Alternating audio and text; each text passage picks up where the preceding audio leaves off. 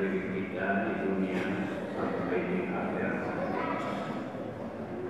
Mari kita, kebetulan ada saudara kita, jadi itu kata-kata ikhwan, persaudaraan banyak, persaudaraan Islam itu lebih dalam dibanding dengan turunan keluarga.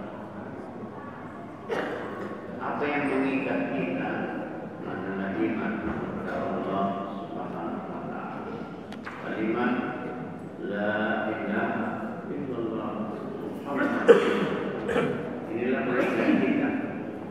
Sehingga kalau orang bertanya bagaimana persaudaraan antara orang Islam dengan Islam, atau orang yang beriman dengan orang yang beriman, itu lebih dari turunan darah, ya, lebih dekat dibanding dengan turunan darah.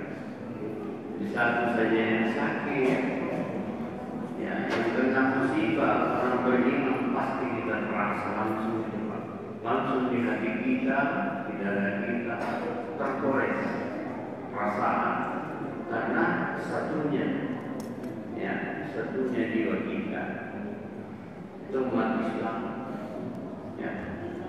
Kita umat Islam begitu. Mari doa kita ini sangat makbul, apalagi di bulan Ramadan ini. Yaitu kita doakan saudara kita yang maaf kita yang sedang sakit. Ada dua orang, satu yaitu Haji Aisyah Abdullah, kemudian adik Hasan. Tentu untuk mendoakan beliau ini kita awali dengan minta kepada Allah yang berkat surah Al-Fatihah ini kita kirim kepadanya, semoga menjadi berkah dan memberi kesembuhan, ya. Dan bagaimana supaya dia selamat dunia dan akhirat. Dan dari Nabi Muhammad sallallahu alaihi wasallam Al-Fatihah.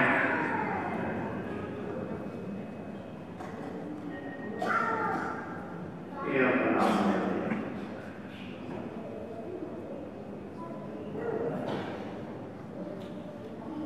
Al-Fatihah.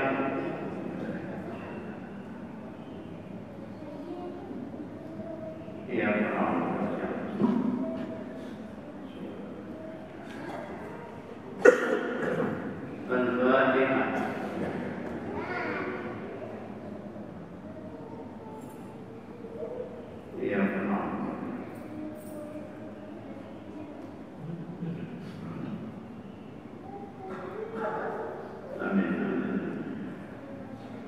Bismillahirrahmanirrahim. Allahumma inna nas'aluka al-husna wal mu'addah was-sabr al-masani wal-Qur'an al-Karim. Nas'alullah al-azim rabbal arsyil azim ayyashfi. Nas'alullah al-azim rabbal arsyil azim ayyashfi. Nas'alullah al-azim rabbal arsyil azim.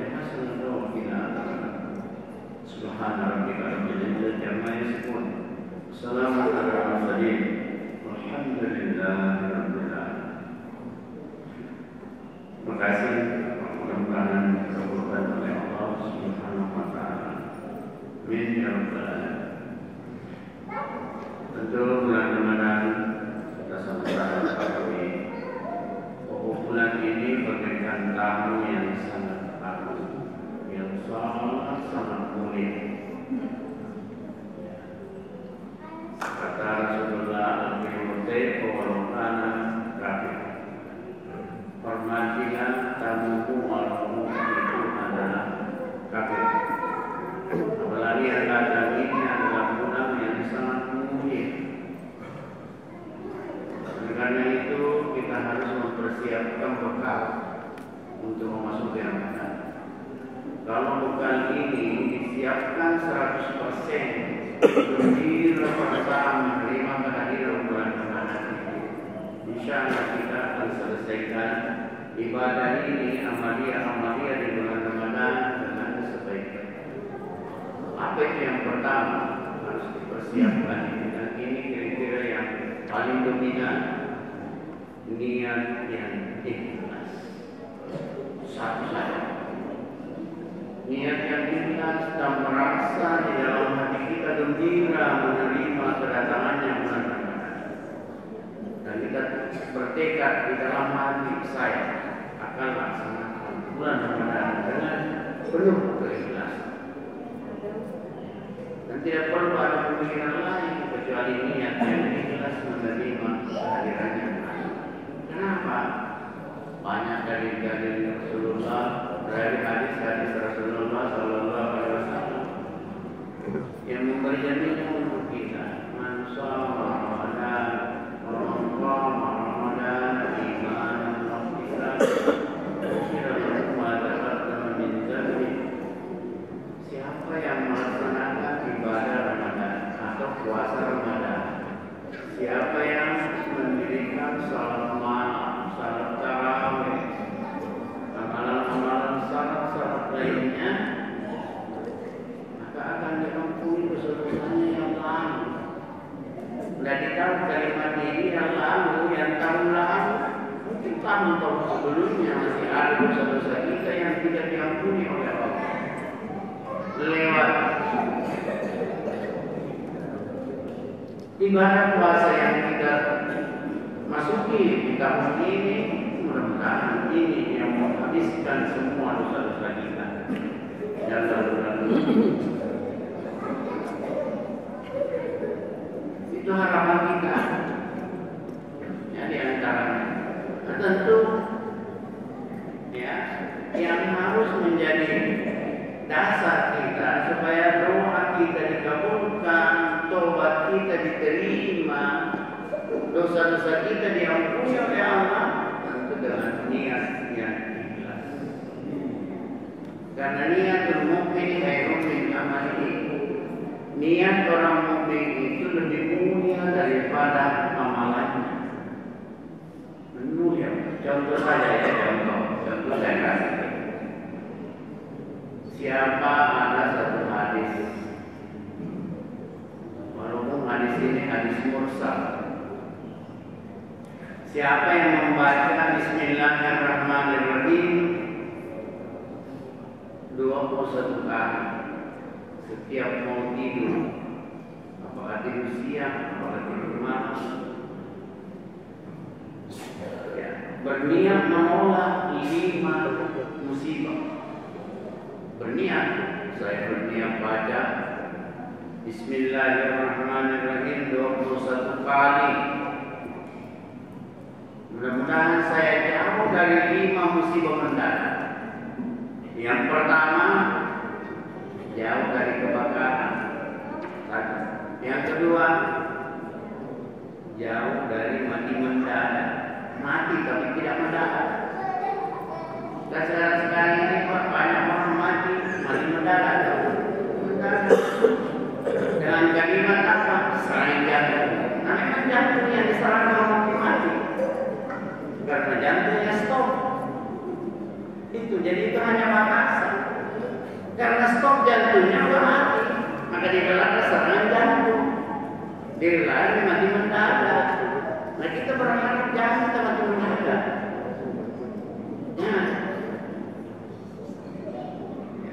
Dan ini adalah masalah yang kedua.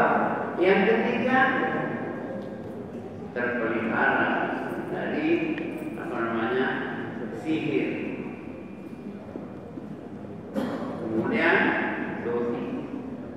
Jadi yang pertama tadi kebakaran, kecurian, mati mendadak, sihir, dosa. Kalau kita berniat setiap mau tidur dibaca ini, berniat, niatul mukmin khairun min amalihi. Niat orang mukmin itu lebih mulia daripada amalannya. Mau tidur karena capek sekali, langsung dibaca pendek. Dan jangan dipandang ente Bismillahirrahmanirrahim. Inilah baca yang pertama ada di bumi Allah, yang turun dari langit. Mulai dari Nabi Nuh dan Nuh alaihi salam. Bahkan awal kejadiannya manusia, yang pertama-tama diucapkan apa manusia? Ketika mau disimpan nyawa di dalam perut ibu, ya, Allah subhanahu saya itu. Apa jawabannya nyawa? Wala.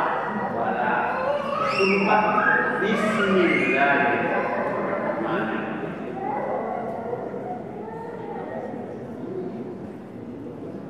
Itu ucapan pertama hamba Allah. Jadi kalau kita ditanya apa ucapan pertama ciptaan Allah di bumi, berubah. Bismillah atau bala. Berubah. Nah, justru Bismillahirrahmanirrahim ini dimulai dengan Bismillah. Bismillahirrahmanirrahim. Kalau kita berbicara secara umum, apa kira-kira saya tanya? Tidak apa-apa, jangan kita singgung Pak ya, karena saya memang begitu kalau mengajar, ceramah biasa seperti orang mengajar. Karena saya ini sudah lebih 50 tahun jadi guru. Ya. Coba ya, maaf toh. Jadi saya tanya, apa pertanyaan saya? Apa bacaan sebelum adanya bacaan di bumi? Ada yang tahu? Apa bacaan sebelum adanya Bismillahirrahmanirrahim? Kira-kira apa? Apa bacaan? Coba dicari semua. Kita berpikir dulu. Ini kan bagus kalau begini toh. Apa itu sih? Bacaan apa itu? Sebelum adanya Bismillahirrahmanirrahim, apa itu bacaan? Apa dibaca sebelum adanya baca ini? Dan ini Bismillahirrahmanirrahim ini sudah ada di masanya Nabi Nuh. Bismillahirrahmanirrahim. Tidak sama dengan A'udzubillahi minasyaitonirrajim sudah ada di masa itu. Fasta'id fa'imma yanzaghannaka minasyaitonir nasrun fasta'id billahi minasyaitonirrajim. Sudah ada A'udzubillahi minasyaitonirrajim, sudah ada Bismillahirrahmanirrahim. Tapi sebelum adanya itu apa dibaca? Nggak tahu ya. A'udzubillah wa imma yanzaghannaka minasyaitonir nasrun fasta'id billahi minasyaitonir rajim. Kalau kau digoda setan, dibisik-bisik hatimu, maka bacalah A'udzubillahi minasyaitonir rajim. Sudah ada. Ya sudah ada. Apa sebelum adanya A'udzubillahi minasyaitonir rajim ya Bismillahirrahmanirrahim. Tobat lagi. Tobat lagi. Ada yang tobat. Orang tua nunggu kita sedih berkata, tuai salah kan baca ini. Jadi apa yang ada salah? Ada orang Sinjai di sini. Ini Pak Imam. Orang Sinjai. Orang Sinjai ada istilahnya orang Sinjai. Syera. Kalau dia anaknya masuk di Sayakulu atau anaknya masuk di Tabaraka atau tamat membaca Al-Quran, ada namanya Syera. Syera itu salah. Orang Sinjai. Yang pasti orang Sinjai. Jadi Syera salah. Jadi apa bacaan sebelum adanya Bismillahirrahmanirrahim, A'udzubillahi minasyaitonirrajim? Salah. Dan apa lagi yang dimaksud salah? Salah adalah kebiasaan yang baik yang tidak bertentangan dengan ajaran agama. Itulah syarat. Dulu itu kalau orang masuk baca dulu. Iya toh? Baca dulu orang tua. Apa bayar kami? Paling amat tanya. Karena tidak ada uangnya, maka jatuhlah aturan salah dan kebiasaan yang dilakukan yang tidak bertentangan dengan ajaran. Itu. Saya kira ini yang pertama di bulan Ramadan ini. Oleh-oleh yang kita terima tadi itu Bismillahnya. Jangan dipandang enteng. Kalau Bismillah dipakai, itu jangan enggak jadi.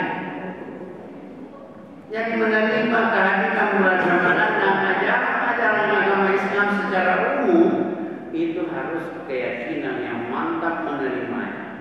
Kalau kita tidak yakin, masih ada sedikit goresan di dalam jiwa kita, goresan keraguan, maka itu tidak bisa jadi. Kita harus istiqamah, kita harus yakin seyakinnya bahwa itu adalah kebenaran yang datangnya dari Allah. Karena Bismillahirrahmanirrahim itu ucapannya Allah, bukan ucapan manusia, bukan ucapan nabi, bukan ucapan malaikat, bukan ucapan jin. Tapi Al-Quran yang 30 juz ini adalah ucapannya Allah Subhanahu wa Ta'ala. Itu tidak boleh salah, Pak. Ya, kalau salah itu marah Tuhan. Masa aku kata yang lain saya turunkan, lain juga kau baca, marah Tuhan. Pasti marah Tuhan, jadi harus benar bacaannya. Seperti bacaannya Pak Iman tadi. Itu sesuai yang diturunkan oleh Allah Subhanahu wa Ta'ala dari Al-Quran. Jangan salah, karena itu adalah kalimat langsung dari Allah Subhanahu wa Ta'ala. Kemudian yang ketiga, perlu saya sampaikan bekal dimasuki Ramadan. Satu tadi niat yang baik, yang jelas, ya, kemudian seterusnya 4 harus kita berusaha membuang jauh-jauh dari hati kita. Apa itu? Kalau ini masih ada pada manusia, ibadah yang kita lakukan susah untuk sempurna. Apa itu? Yang pertama, sombong. Man kana fi qalbihi mithqala dzarratin min kibrin ayadul jannah. Siapa yang ada seperti sarla di hatinya sifat sombong, angkuh, maka tidak termasuk surga. Dan sombong ini termasuk sifatnya setan. Jadi kalau ada orang yang sombong, angkuh, sifatnya setan. Sifat setan yang tidak disadari bahwa ini sifat sombong itu adalah sifatnya setan. Karena yang paling sombong di dunia adalah setan. Itulah sehingga digelar oleh Allah, dilaknat oleh Allah. Wastakbar wa kana minal kafirin. Yaitu sangat sombong. Siapa itu? Iblis. Mau bilang dia buktinya iblis, bahwa iblis itu adalah sombong sekali. Ada satu saat datang melapor kepada Nabi Musa.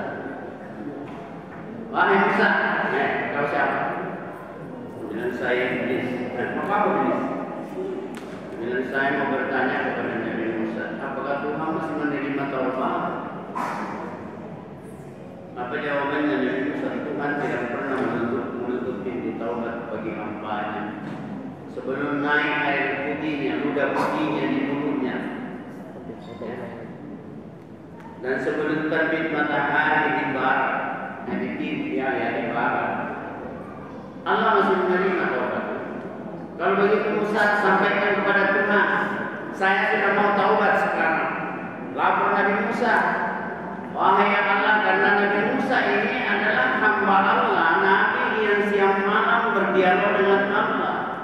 Kalamullah, itu Nabi Musa alaihissalam. Langsung dia, ya Allah, hamba-Mu iblis datang untuk apa? Katanya datang untuk taubat. Apakah mesti diterima taubatnya? Iya, saya mesti terima taubatnya kalau dia mau taubat. Disampaikan iblis, katanya tidak tertutup taubat Tuhan iblis. Katanya sampaikan Tuhan bahwa iblis sudah mau taubat. Ya Allah, sudah mau taubat iblis. Terima taubatnya. Iya, saya terima taubatnya, tapi ada syaratnya. Itu ada syarat lagi. Saya terima taubatnya iblis, tapi ada syaratnya. Apa syaratnya Tuhan? Suruh dulu datang sujud di kuburannya Nabi Adam alaihissalam. Karena satu saat selesai saya ciptakan Nabi Adam alaihissalam, saya suruh sujud. Dialah hamba yang tidak mau sama sekali sujud. Semua malaikat, semua ciptaan Allah sujud di saat itu, tapi dia tidak mau sujud karena itu sempurna dia. Nanti itu baru saya maafkan dosa-dosanya. Sampai kami please boleh kita Tuhan nanti atau apapun, tapi datang dulu sujud di kuburannya Nabi Adam. Apa katanya Iblis? Sedangkan hidup saya tidak mau sujud, apalagi sudah mati. Misalkan saya mau sujud di kuburannya, begitu sempurna, maka dikatakanlah lama. Maka jadilah Iblis itu, ya, orang yang hamba Allah yang paling dilaknat oleh Allah Subhanahu Wa Taala karena kesombongannya. Jadi kalau kita tidak mau dilaknat oleh Allah, hilangkan sifat sombong di dalam jiwa kita. Karena sifat sombong yang ada dalam jiwa kita, ketika kita sangat berpuasa, susah diterima oleh Allah Subhanahu Wa Taala. Saya sebutkan saja lah, ya, kepanjangan. Kemudian yang kedua, harus hilang sifat dengki di dalam jiwa. Sifat dengki harus hilang. Ini juga ada kisahnya, tapi ini kan terbatas waktu kayak mungkin ada yang mau jalan-jalan. Ya, jadi, ya, bisa saya tambah sedikit. Saya permisi, kita waktu kan. Banyak. Kemudian dengki harus hilang di dalam jiwa kita. Ada dikisahkan dulu ada orang ditentukan ahli surga. Nabi 3 hari masuk masjid. Setiap masuk masjid Nabi selesai salat kasih tahu sahabat. Ya ahadukum ya min ahlil jannah, akan datang seorang di antara kalian ahli surga. Kaget sahabat, ya Rasulullah, siapa ini? Kenapa bukan kita? 3 hari Rasulullah masuk di masjid itu 3 waktu, selalu mengatakan setiap selesai salat akan datang seorang laki-laki yang ditentukan oleh Allah sebagai ahli surga. 2 sahabat penasaran, Abdullah bin Abbas dan Anas bin Malik. Apa penasarannya? Siapa itu? Nanti Rasulullah jelaskan hari ketiga. Modelnya orang itu baru-baru saja selesai ambil air wudhu di luar, dan dia sendiri yang bawa sandalnya masuk masih menetes air wudhu. Oh, ini orang. Tidak ada kelebihannya sama nih. Kenapa Rasulullah menentukan sebagai ahli surga ini? Setelah selesai salat tahiyatul masjid orang ini, karena kalau kita masuk masjid itu Pak disunatkan salat tahiyatul masjid, tidak ada waktu larangan, kapan saja ya. Jadi kalau masuk di masjid harus tahiyatul masjid. Masuk di satu kampung kita lewati masjid, seharusnya kita harus singgah salat tahiyatul masjid sebenarnya. Tapi kira-kira tidak bisa sampai di tujuan. Kalau di Makassar ini setiap ada masjid singgah itu pamer tidak buka ya. Tidak bisa. Tapi daerah yang didatangi di situ kita harus masuk, ya, masuk untuk salat tahiyatul masjid. Tidak ada waktu larangan, ya, ada larangan. Jadi pernah ada terjadi di daerah Mertuala protokol. Bilang kalau naik di pembaca khutbah, jangan mati, salat sunat tahiyatul masjid, jangan kita langsung mati dulu. Wah, bertentangan dengan Nabi. Nabi sebentar baca khutbah, ada orang masuk langsung duduk. Nabi berhenti dari khutbahnya lalu dia berkata, berdiri, salat tahiyatul masjid dulu. Coba, jadi bertentangan dengan ajaran Nabi. Jadi hati-hati. Salat tahiyatul masjid itu tidak ada larangan kalau kita memasuki. Lanjut. Orang ini sudah selesai salat tahiyatul masjid ditanya, apa kelebihan itu kau dan tentukan Nabi sebagai ahli surga? Datang juga Abdullah bin Abbas bertanya, iya saudara, bolehkah saya belajar pada kau? Boleh, kenapa tidak? Datang di rumahnya, yang punya banyak. Datang di rumahnya bermalam 2 orang sahabat, Abdullah bin Abbas dengan Anas bin Malik datang bermalam di rumahnya 3 malam. Jadi tamu itu hanya 3 malam. Lewat dari itu kami tamu banyak. Nah, setelah itu Bosan ini tiap malam diperiksa. Apa kerjanya ini orang? Ditentukan oleh Nabi sebagai ahli surga. Dia intip. Ini boleh mengintip ini karena belajar. Bukan mengintip untuk mencari kesalahan orang. Itu kalau kamu tengah malam apa kerjanya? Palingan kalau teringat dari tidurnya, astagfirullah. Siang malam diperiksa. Kira-kira satu meneruskan ini orang bagaimana? Ternyata tidak. 3 hari selesai diperiksa apa kelebihannya orang ini? Apa jawabannya? Ma'ulailah malaikat. Tidak ada lain kecuali itu yang kau lihat pada saya. Tidak ada kelebihan saya sama jadi. Apa ya? Kalau begitu deh, saya sudah mau pamit. Saudara, saya sudah mau pamit. Karena saudara tidak mau kasih tahu saya apa kelebihan Anda. Sini mau duduk. Coba duduk di sini. Mungkin ini yang menyebabkan saya ditentukan Nabi sebagai ahli surga. Apa itu? Yang pertama, saya tidak pernah dengki seumur hidup. Orang beli kipas, saya yang kedinginan. Orang beli kursi sudut, saya bimbing di rumah. Tidak pernah saya muncul di hati itu rasa dengki, dendam kepada saudara saya. Kalau saudara saya marah kepada saya, kalau ada acaranya belum diundang, saya sudah datang di rumah. Bayangkan hebatnya ini orang. Apa dia bilang? Kalau begitu, itu kelebihan. Karena kau tidak pernah dengki. Yang kedua, ini rumahku dulu ukurannya 8 meter, tapi sekarang tinggal 4 meter. Kenapa? Itu tetanggaku. Ya, tetanggaku itu kecil rumahnya, tapi tiap pagi dikasih pindah 10 cm. Kau tidak marah? Enggak marah, Kak. Ketawa, Kak. Kalau kau kasih pindah, saya bilang alhamdulillah. Akhirnya rumah ini hanya 4x12. Rumahnya di sebelah ini 8x16. Karena setiap pagi dikasih pindah. Kenapa kau tidak marah? Kalau orang Makassar ya, ya. Kalau kita orang Makassar ya, apa? Coba kasih pindah. Tapi dia tidak ketawa. Itulah kehebatan orang. Tidak pernah marah-marah. Setiap saat tidak pernah muncul sifat marah. Dan saya tidak pernah palsu. Terutama tadi Pak, itu inti ceramah kita. Tidak pernah dengki, tidak pernah dendam kepada saudara. Jadi manusia hilang sifat dengki, hilang kok. Karena tidak bisa diterima sahabat kalau masih ada dengki di hati kita. Yang ketiga, rakus. Rakus itu kalau saya lain pengertiannya rakus. Rakus itu adalah orang yang kalau saya memberi pengertian orang yang kikir. Kalau ada orang rakus itu, kalau rakus orang pasti kikir. Kikir itu banyak. Jadi kalau ada orang kikir itu biasa deh. Orang yang sifat kikir itu pikirannya ini dan itu.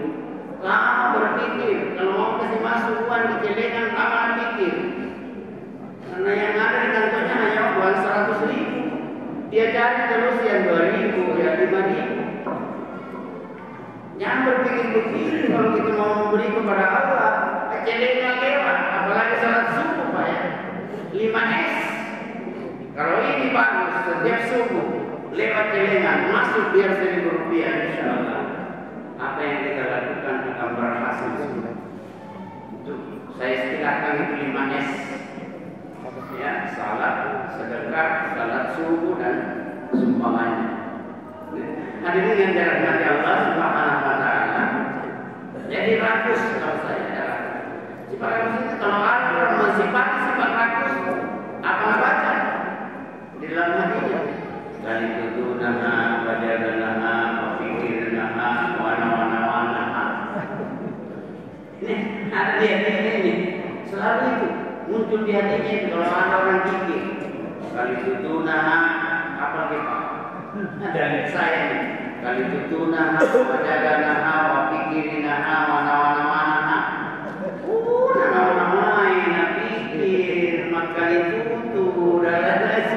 Pokoknya susah keluar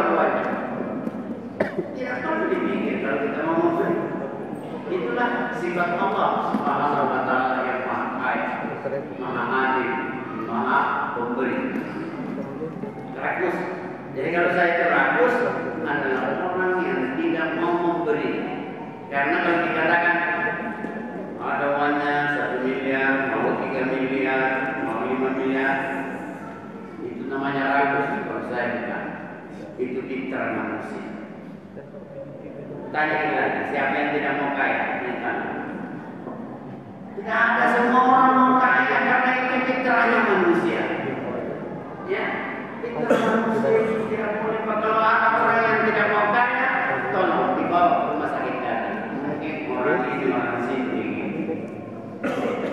Ya, jadi yang rakus itu adalah orang yang tidak mau memberi. Ada pada dirinya, tapi tidak berani untuk mengeluarkan kepada orang lain. Yang terakhir inilah hidupnya, tulul amal, panjang tangan. Kalau ini yang bisa hilang, ya, bisa hilang pada kita.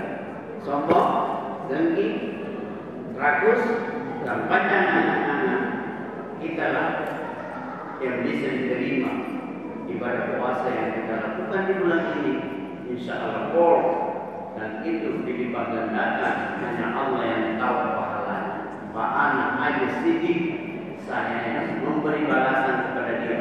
Tidak ada yang boleh memberi nilai kecuali saya, kata Allah Subhanahu wa taala. Oleh karena itu mari kita laksanakan ibadah puasa dengan niat yang ikhlas, hilang sifat 4 tadi.